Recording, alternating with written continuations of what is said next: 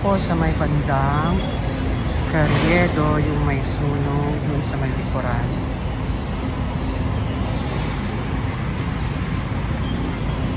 Ayan, umuusok ako pero naapula na yata yung pole. Meron na lang ito mga bumbero.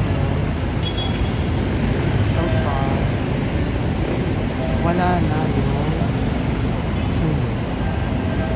Usok na lang.